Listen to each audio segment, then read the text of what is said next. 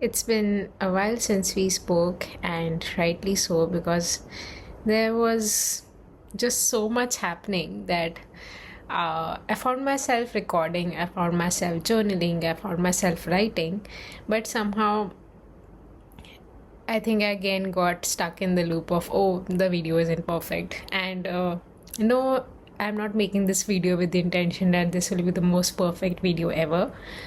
But because I've decided that I will not let my fear of being imperfect or, fear of maybe not doing enough stop me from putting my work out there. There are some things that I need to do just for my own happiness, just so that I feel creatively fulfilled. And not everything has to be my masterpiece. And even if something is, my work is not associated with me. And if you're a creative,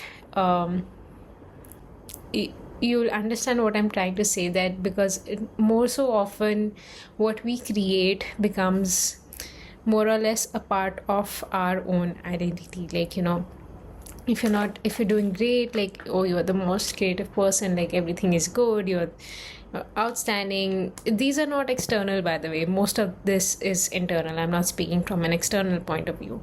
I'm only speaking from what you feel inside, or let's just say that I feel inside. There was a point in time when I was doing good, when somebody liked my work, or I knew what I'd done was amazing. I often associated it, oh, it's so good, I'm able to produce such good work, I am a good designer, I'm a good person. Yes, when you think about it, it doesn't make sense. How do you associate your design with yourself? But I did. There is no doubt about it. I absolutely did that. And it was difficult, and I would still say I'm a work in progress. But I've learned not to. No matter how good I get at work, no matter how bad I get at work, work will be just work.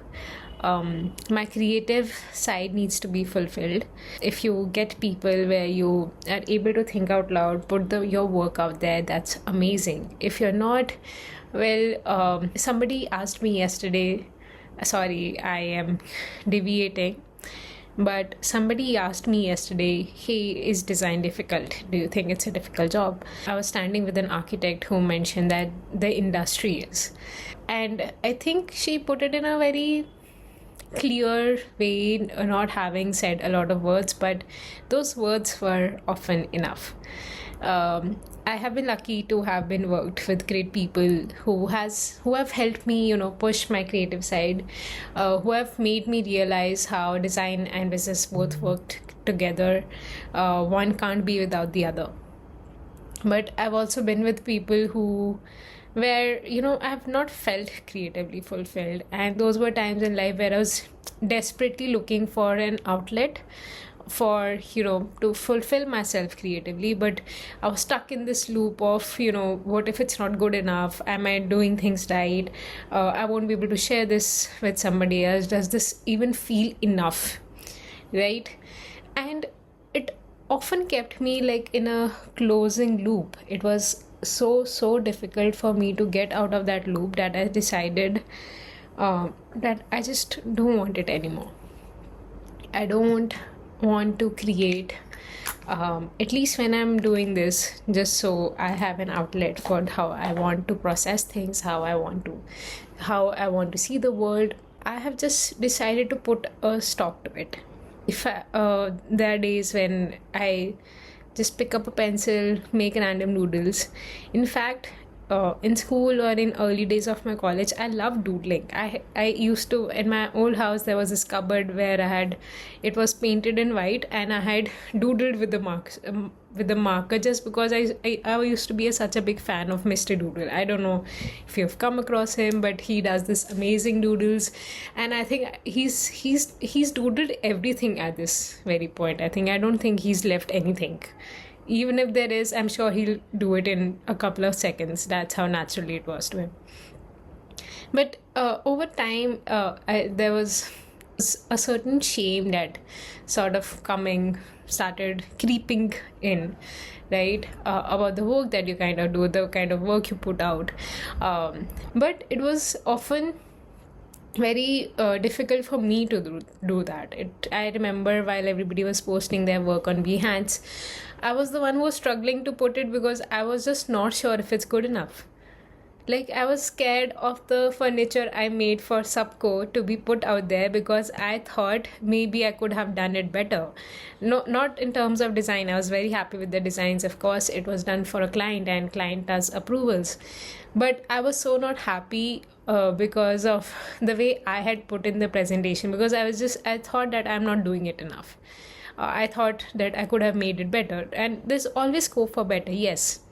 But one of the things I learned from one of the people I worked with, one of my bosses, he told me that, stop when you're done at 80%. It's one of the most impactful advice I've heard, that whenever you're done with 80%, make it a point to either show it to somebody.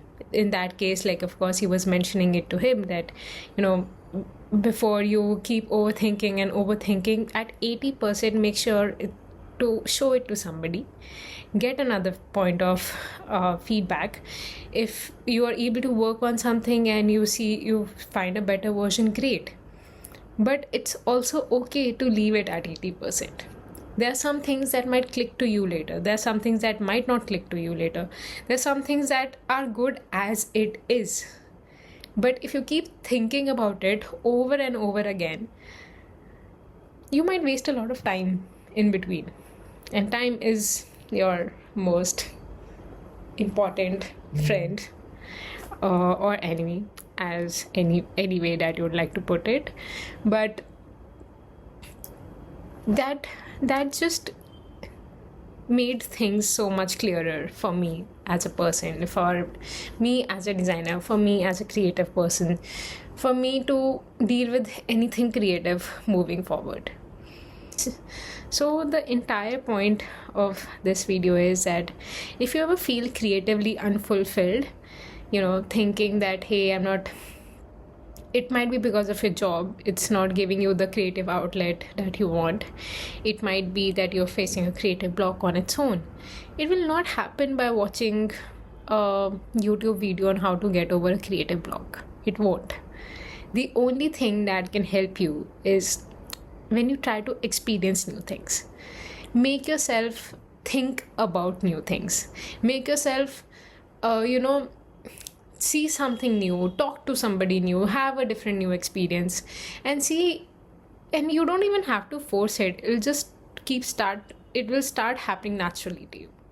But if you're stuck in the same loop, same certain kinds of talk, you're watching the same show over and over again, it won't happen, because any impact those things had to have on you, it probably has already happened. Or even if something might happen, like, you don't want to keep going on one thing over and over again for it to teach you something. That's one thing you shouldn't, right? So start going out there, start experiencing new things. Go to art galleries. You might not like it, you might not even make sense of the paintings, but you might see a different color. And you realize, oh my god, this color combination is crazy. This is just one example on top of my head, or I'll tell you about a more recent example. So I went to watch a German film whose name I have clearly forgotten. I tend to do that. I'll add it on the caption. So the film was basically about a sibling duo, right, who had taken some action to fight against the rules and regulations of Nazi in our education system, and they wanted students to speak up. They get caught up in the entire process, and the movie is about how the entirety of it, right? It was quite a heavy film also, I might say.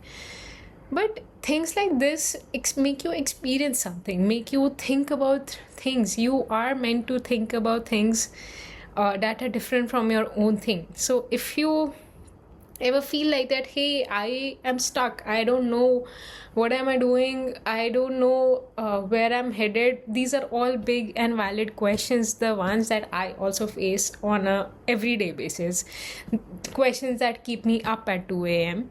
even though I sleep at 10, but if I wake up at 1 or 2, these are the questions that will keep me awake the entire night.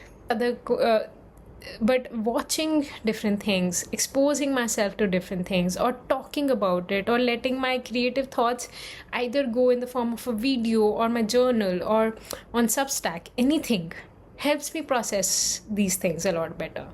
And when you're processing, when you're thinking so much, when you're processing those thoughts, your mind immediately starts to feel a lot more clearer.